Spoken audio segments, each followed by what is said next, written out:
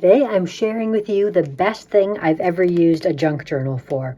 I'm going to show you the supplies that I used, and I'm going to give you a walkthrough of my entire junk journal that I created. So what is it? It is my December daily. If you've watched my channel, you'll know for over a decade I've been creating December dailies, and I have an enormous amount of paper left over from a variety of different collections, different ephemeras and stickers and pattern paper, none to create a specific great project with, but a fantastic amount of items to create a junk journal with. If you watch my December daily videos, you'll know the way that I create my December dailies is to basically print pictures and do journaling for each day, divided into a set of envelopes for the entire month, all the way to the 31st. I do capture a couple of Christmas traditions in the month of November and in January as well, so I have little envelopes for those additionally.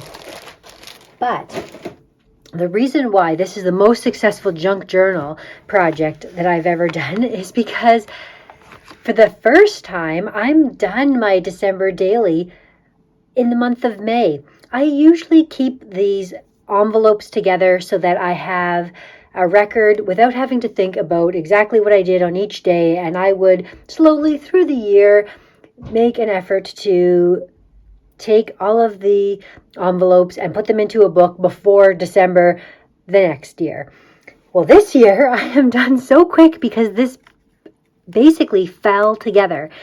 There are a few more things that I am going to add, but just to show you what I have done is basically taken pages that I had pre-created. And this is why it was such an effective way to scrapbook, because I had used an old book that I turned into this junk journal, and I used up all these old papers that I had bits and pieces of. Some I had full 12 by 12 pages, but not entire collections. And I made a very eclectic page. So these, I'm going to do some November things that we celebrated, some traditions on there. But basically, the reason why this fell together so easily is because I always print out my journaling in advance. Well, now I don't have to incorporate this into a layout. I actually can just stick it on a page that I've left in the book and have it be something that is easily flippable, but it doesn't actually distract from the layouts that I am creating. The background pages are already here for the pages that I've done.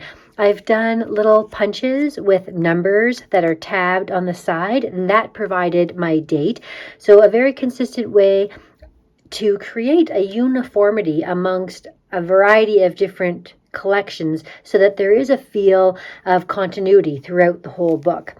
So I went through and had, fun little things on either side, but because the whole book was pre-created, and you can watch that original video, I'll link it for you at the end, gluing in my little pictures and adding some pretty ephemera and my journaling made this a really easy way for me to be able to create a book that was so easy to complete.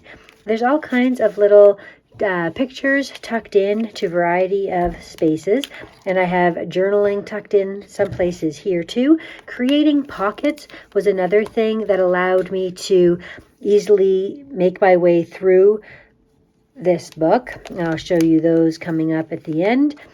But here we are here. We've got so many pages and flip outs that allow for a single day to be on one page, where previously when I had so many pictures and I couldn't bring myself to not show those photos in the album or not include them, it was so simple to be able to use this format to create flaps or pockets so I could really have all of the different things I wanted included in each page.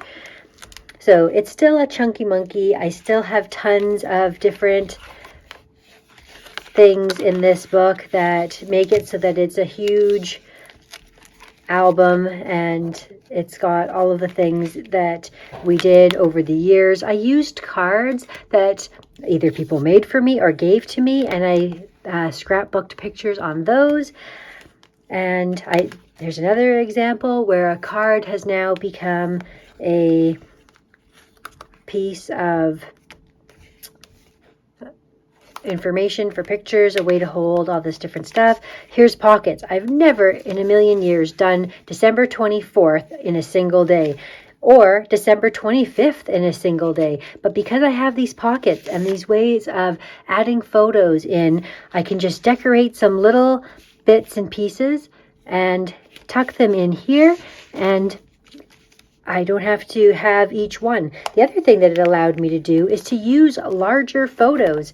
Here's another image here, a card, keeping the writing, and the people who gave it to me can be documented in here as well. This was just a cute little tag. So I incorporated so many different types of products, pictures, journaling, and this book just fell together. I am going to take this last page and I am going to create one more pocket on the end here, and it is going to house a couple of the extra pictures that didn't fit in the book, which is pretty small, but I had some other pieces of ephemera and scrapbook memories, like receipts or cards or whatever it is that I wanted to include into the book that didn't make their way into this actual album. But that is it. Here it is. It will stand on display. It will never close, even if you squeeze it.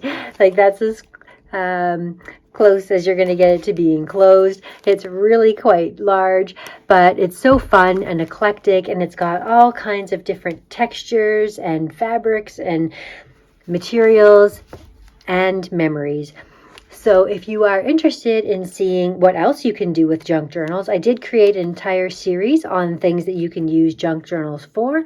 Because this has been such a success, I highly recommend doing a junk journal.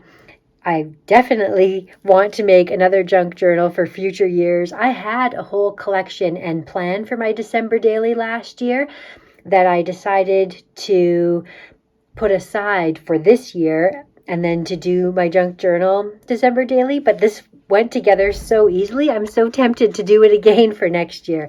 If not, in my next December daily, you will see more junk journals from me, because I absolutely think that they are a fantastic way to document your memories, as well as to provide a fun, eclectic, quick way of keeping them all together. So thank you so much for watching, and we'll see you again next time.